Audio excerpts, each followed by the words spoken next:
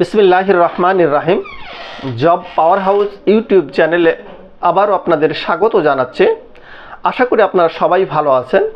আজকে প্রাইমারি তৃতীয় ধাপের যেই ফলাফল হয়ে গেল সেই বিষয়ে আজকে কিছু কথা বলার জন্য এসেছে। আশা করি প্রথম থেকে শেষ পর্যন্ত যদি এই ভিডিওটি দেখেন তাহলে এই ফলাফল সম্পর্কে অনেক কিছুই জানতে পারবেন। তো প্রাইমারি তৃতীয় ধাপের ফলাফল ইতিমধ্যেই প্রকাশিত হয়ে গেছে। একবার না দুইবার প্রকাশিত হয়েছে। আসলে প্রথমবার যখন প্রাইমারি তৃতীয় ধাপের ফলাফল প্রকাশিত হয়েছিল, ঠিক ফলাফল প্রকাশের কিছুক্ষণ পরেই দেখা গেল যে মেঘনা এবং যমুনা সেট থেকে কোনো প্রার্থী পাশ করতে পারে নাই লিখিত পরীক্ষায়। তখনই কিন্তু বিষয়টি প্রাথমিক শিক্ষা অধিদপ্তর এবং বুয়েটের নজরে আসে।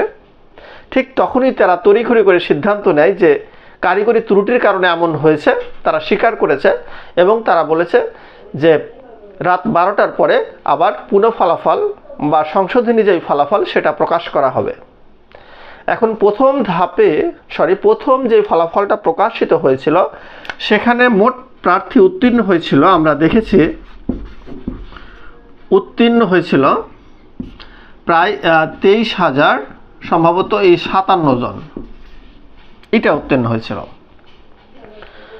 এবং পরবর্তী যে ফলাফল প্রকাশিত হয়েছিল রাত 12টার পর সেখানে উত্তীর্ণ হয়েছিল প্রায় এই 46,199 জন। এখন আপনাদের মনে প্রশ্ন আসতে পারে যে 46,199 অনেক বেশি টিকিয়েছে, তাহলে আসলে তৃতীয় ধাপ থেকে নেবে কতজন? এটা একটা প্রশ্ন।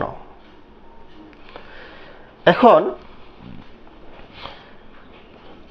আমরা বিগত যেই দুইটি ধাপের পরীক্ষা অনুষ্ঠিত হয়েছে প্রাইমারির প্রথম এবং দ্বিতীয় ধাপ, আসলে প্রথম ধাপে খুব কম সংখ্যক প্রার্থী টেকানো হয়েছিল, কিন্তু দ্বিতীয় ধাপে তারা সেই সিদ্ধান্ত চেঞ্জ করে আসলে লিখিত পরীক্ষায় আমি দেখেছি যে 1:4 অর্থাৎ 4 জন 1 জন এই রেশিওতে তারা কিন্তু প্রার্থী উত্তীর্ণ করিয়েছে।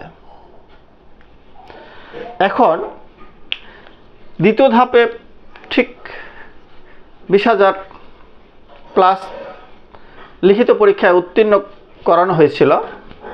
তৃতীয় ধাপেও আমি এক ভিডিওতে বলেছিলাম যে প্রায় 22-23 হাজারের মতো লিখিত পরীক্ষায় পাশ করবে এবং সেটাই করেছিল।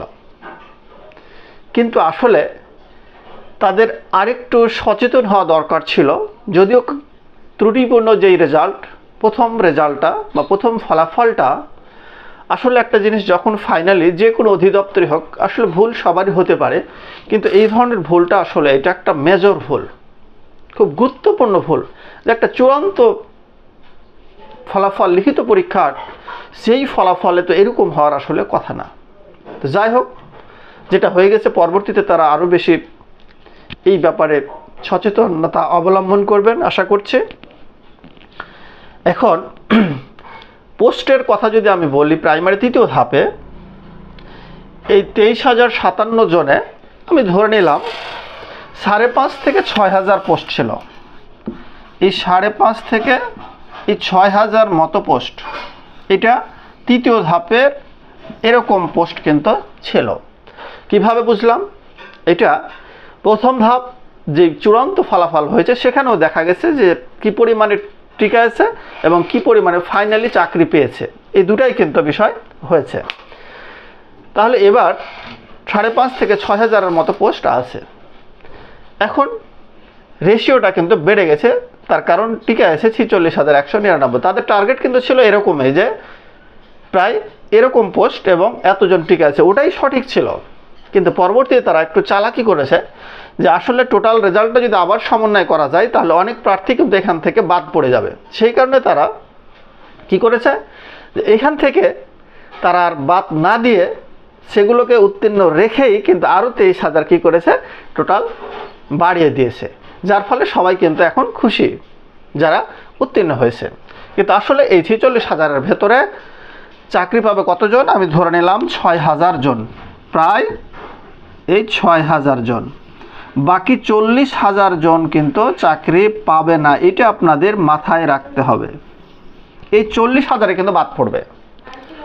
তাহলে এখন এই 40,000 যে বাদ পড়বে, আসলে কারা এই 6,000 ফাইনালি সিলেকশন হবে? আমার মতে এই রিটেনের সাথে এখন ভাইভাটা একটা গুরুত্বপূর্ণ ফ্যাক্টর।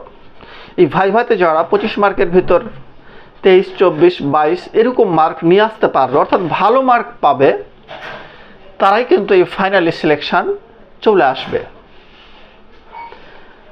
তাহলে আপনারা ভাইভা প্রস্তুতিটা এখন ভালো মতো নিতে থাকেন, যেহেতু এবার প্রার্থী অনেক বাদ পড়বে, সবাই চাকরি পাবে না, রেশিওটা কিন্তু অনেক বেড়ে গেছে, অর্থাৎ 1:8, অর্থাৎ প্রায় 8 জনে 1 জন মতো চলে আসবে। সেই ক্ষেত্রে চাকরি পাওয়া কিন্তু কঠিন হয়ে যাবে। তো আপনারা আপনাদের প্রস্তুতি নিতে থাকেন ভাইভা, আপনাদের জন্য শুভকামনা যারা উত্তীর্ণ হয়েছেন। আর আসলে পড়াশোনার ব্যাপারটা আপনারা এইভাবে চিন্তা করবেন, আপনাদের পড়াশোনা একটা কন্টিনিউতা বজায় রাখবেন, অর্থাৎ আপনারা কোনো সময় পড়বেন, কোনো সময় পড়বেন না, সার্কুলার আসলে পড়বেন, এরকম না।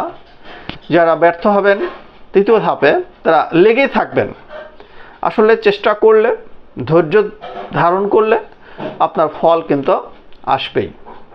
আজকে এ পর্যন্তই, সবাই ভালো থাকবেন, আল্লাহ হাফেজ।